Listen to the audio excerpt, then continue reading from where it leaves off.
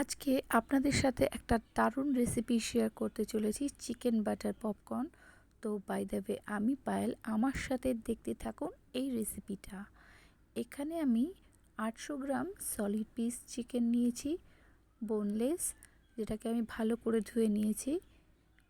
তারপর আমি এর মধ্যে 3 থেকে 4 চামচ ভিনিগার অ্যাড করে নিচ্ছি।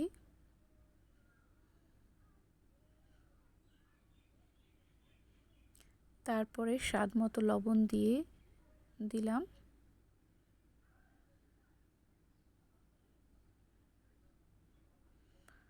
তারপর আমি এর মধ্যে পেরি পেরি পাউডার ইউজ করছি। এটা আপনারা ইজিলি অ্যাভেলেবেল পেয়ে যাবেন মার্কেটে। তারপর এটাকে আমি ভালো করে মাখিয়ে কিছুক্ষণ 1 ঘন্টার মতো আমি এটাকে রেখে দিয়েছিলাম। তারপরে আবার একটু ভিনিগার অ্যাড করে আমি এর মধ্যে বাটার দিয়ে দিচ্ছি, 2 থেকে 3 চামচ বাটার। এটাকে আবার আমি ভালো করে মাখিয়ে নেব। তারপর রসুন বাটা, আদা বাটা,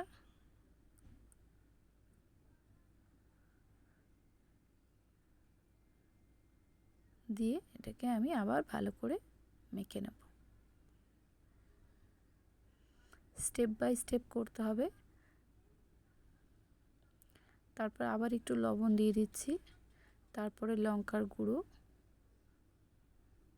দিয়ে মাখিয়ে আবার ঘন্টাখানিকের মতো আমি এটাকে রেখে দেব। তারপর 2টো ডিম আমি এর মধ্যে দিয়ে দেব।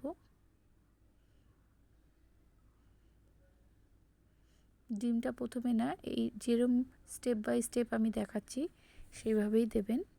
তো একটা বোলের মধ্যে 400 গ্রামের মতো ময়দা, বড় চামচের 2 চামচ লঙ্কার গুঁড়ো আর বড় চামচের 1 চামচ লবণ দিয়ে এটাকে আমি ভালো করে মিক্স করে নিচ্ছি। তারপরে চিকেন পিসেসগুলো আমি এর মধ্যে দিয়ে ভালো করে হাতের সাহায্যে চেপে চেপে কোট করে নিচ্ছি।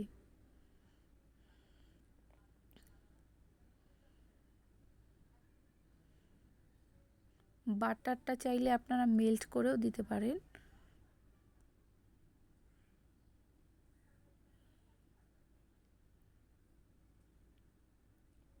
বাকি চিকেনগুলোকে আমি ভালো করে কোট করে নেব।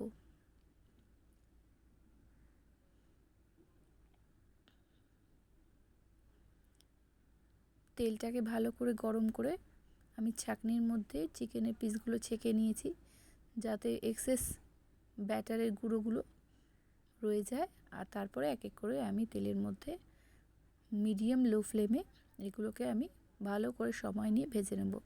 তাহলে কি হবে, জিনিসটা ক্রিস্পিও হবে, ভেতরে জুসি থাকবে, খেতে খুব ভালো লাগবে, বাটারের একটা সুন্দর ফ্লেভার আসবে মুখে দেওয়ার পরেই। এরকম উল্টে পাল্টে ভালো করে সময় নিয়ে ভেজে নিতে হবে। দেখুন ভাজা আমার হয়ে গেছে।